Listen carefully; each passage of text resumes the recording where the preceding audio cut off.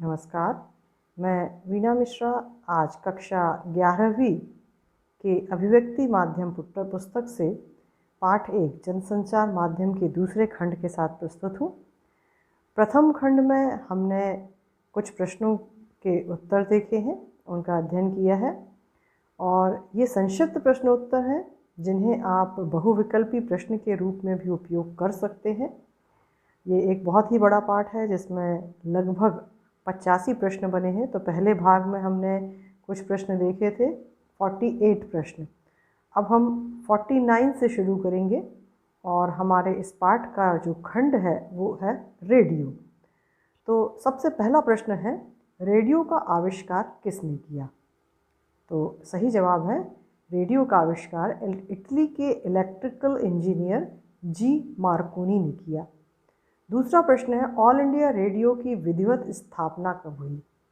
1936। तीसरा प्रश्न है, आज़ादी के समय कितने रेडियो स्टेशन थे? तो इसका जवाब है 9। 52 नंबर का प्रश्न है, एफएम की शुरुआत कब हुई थी? तो इसका जवाब है, एफएम की शुरुआत 1993 अर्थात 1993 को हुई थी और एफएम का जो फुल फॉर्म होता है फ्रीक्वेंसी मॉड्यूलेशन, तो इसे भी आप याद रखें। 53वां प्रश्न, 1997 में आकाशवाणी और दूरदर्शन को केंद्र सरकार के सीधे नियंत्रण से निकालकर किस स्वायत्त शासी निकाय को सौंप दिया गया था? तो इसका जवाब है प्रसार भारती। आकाशवाणी और दूरदर्शन पहले अलग अलग केंद्र सरकार के नियंत्रण में थे और बाद में उनमें प्रसार भारती को सौंप दिया गया। 54वां प्रश्न, अपनी तात्कालिकता, घनिष्ठता और प्रभाव के कारण रेडियो को एक अद्भुत शक्ति किसने कहा था? तो इसका जवाब है गांधी जी ने। प्रश्न 55, रेडियो कैसा माध्यम है? तो रेडियो ध्वनि माध्यम है, जिसे आप श्रव्य माध्यम भी कह सकते हैं। टेलीविज़न, अब टेलीविज़न खंड के अंतर्गत प्रश्न 56, जनसंचार का सबसे लोकप्रिय और ताकतवर माध्यम वर्तमान में कौन सा है? तो जवाब हेडिंग से ही स्पष्ट है, टेलीविज़न। 57वां प्रश्न है, बीबीसी ने अपनी टेलीविज़न सेवा कब शुरू की थी? बीबीसी ने 1936 में अपनी टेलीविज़न सेवा शुरू की थी। प्रश्न 58, भारत में टेलीविज़न की शुरुआत किस परियोजना के तहत और कब हुई थी? तो इसका जवाब है यूनेस्को की एक शैक्षिक परियोजना के तहत 15 सितंबर 1959 को इसकी शुरुआत हुई थी टेलीविज़न की। 59 नंबर, भारत में विधिवत टीवी सेवा का आरंभ कब हुआ? इसका जवाब है 1965 स्वतंत्रता दिवस अर्थात 15 अगस्त से विधिवत टीवी सेवा भारत में आरंभ हुई। 60वां प्रश्न है, टीवी सेवा कब तक आकाशवाणी का हिस्सा थी? तो इसका जवाब है 1976 से। तो टीवी सेवा आकाशवाणी का हिस्सा थी, बाद में यह आकाशवाणी और दूरदर्शन दोनों प्रसार भारती को सौंप दिए गए। 61वां प्रश्न है, दूरदर्शन का आरंभ कब से किया गया? तो सही जवाब है 1 अप्रैल 1976 से। 62वां प्रश्न है, जी टीवी और स्टार टीवी के बीच कब अनुबंध हुआ? तो जवाब है अक्टूबर 1993 को। जी टीवी और स्टार टीवी दोनों निजी चैनल हैं। 63वां प्रश्न, स्वतंत्र चैनल के रूप में आज तक की शुरुआत कब हुई? तो इसका जवाब है 2002 में। आज तक, जिसमें आप अभी न्यूज़ देखते हैं आजकल, तो उसकी शुरुआत 2002 में हुई थी। 64वां प्रश्न, दूरदर्शन के कौन से उद्देश्य होने चाहिए? तो ये थोड़ा सा विस्तृत प्रश्न है।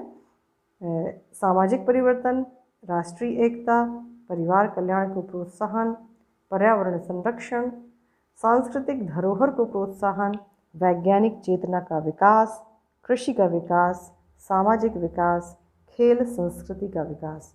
ये दूरदर्शन के उद्देश्य होने चाहिए, जो जोशी समिति के माध्यम से जिसका चयन किया गया था। अब सिनेमा के अंतर्गत प्रश्न 65 से शुरू करते हैं। जनसंचार का सबसे लोकप्रिय और प्रभावशाली माध्यम कौन सा है? सिनेमा। जनसंचार का कौन सा माध्यम है जो सीधे तौर पर नहीं बल्कि परोक्ष रूप से सूचना, ज्ञान और संदेश देता है?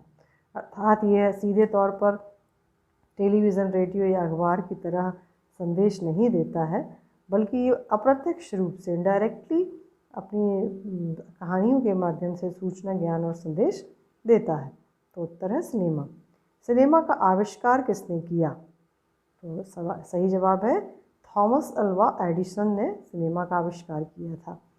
प्रश्न 68, सिनेमा का आविष्कार किसके साथ जुड़ा हुआ है? तो 1883 में मिनेटिस्कोप की खोज से ही इसका आविष्कार जुड़ा हुआ है। प्रश्न 69, पहली फिल्म कब और कहाँ बनी, उसका नाम क्या था?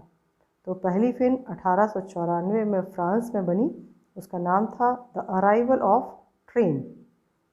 प्रश्न 70, भारत में पहली मूक फिल्म बनाने का श्रेय किसे जाता है?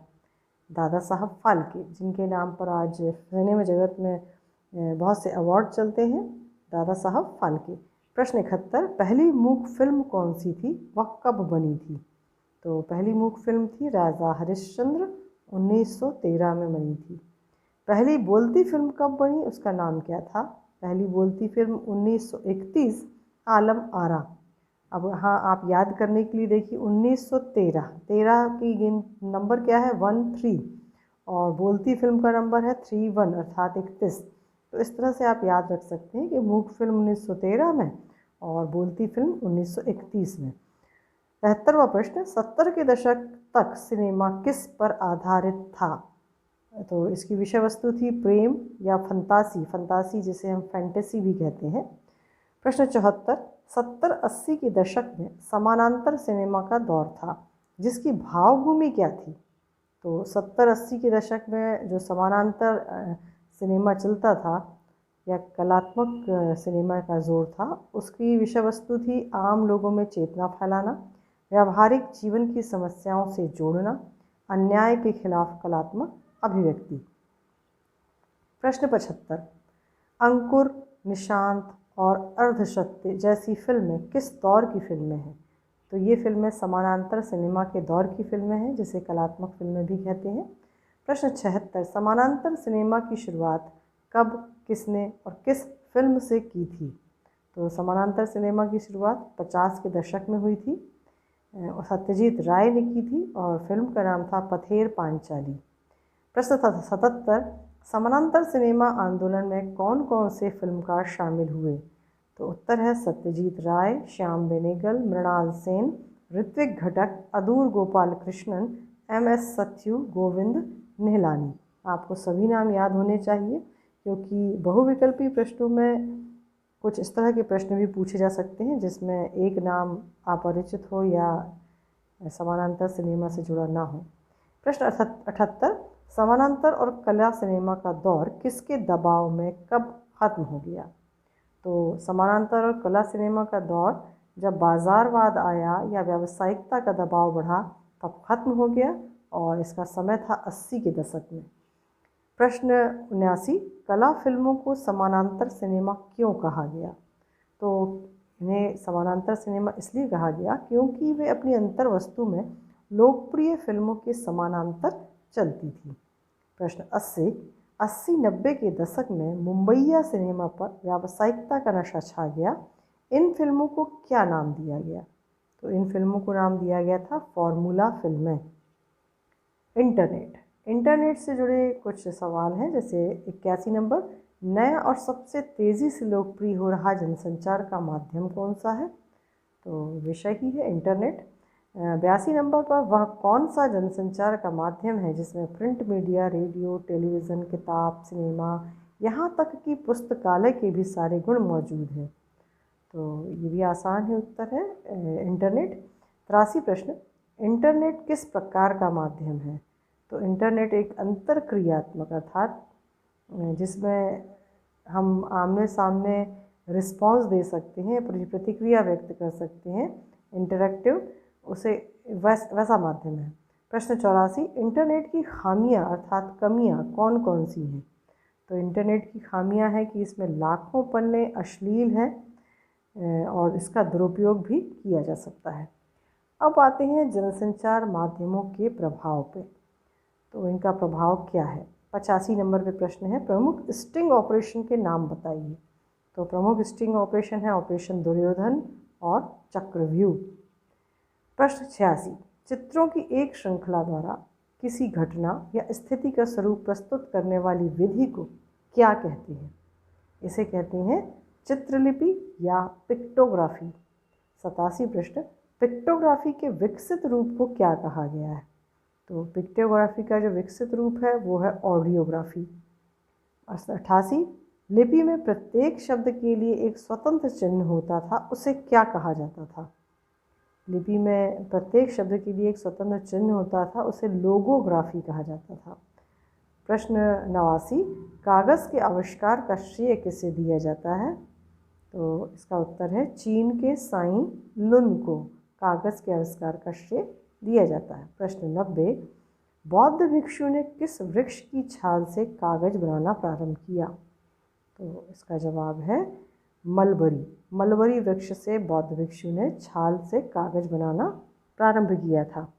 तो ये कुल 90 प्रश्न हैं जनसंचार माध्यम से।